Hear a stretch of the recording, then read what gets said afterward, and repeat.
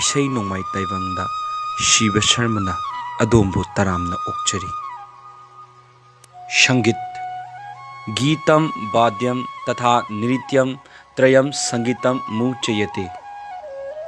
Ishai gi khonjel jantra gi makhol amadi jagoi gi sathek punsinduna sangit oi. Wafam asi 32 suba chahi chagi sangit grantha sangit ratnakarda Sarangadevna mayak singna palli. Aduga Western gi music haiba wahi asidana supnatangi vocal music haibadi ishai sakpa amadi instrumental music thilli khongliba tamakpu khangnari. Ishada porokpa aigi pukningi ihulbu shaithaduna miyambu nungai hallabadi madu ishai nongmaini haiduna oja guru singna takpiri.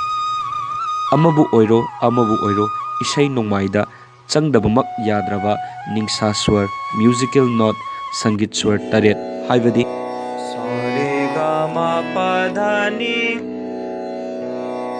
hairiba ningsa swar taret asi ishai nongmaidadi shidayai hidak makni.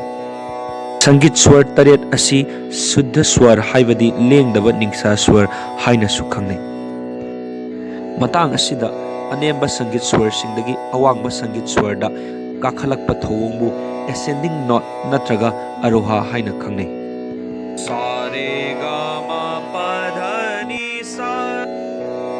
Aduga amuksu awangba sangit swar dagi anemba sangit swar da kumtharaktabuna descending note natraga abroha haina khangnai.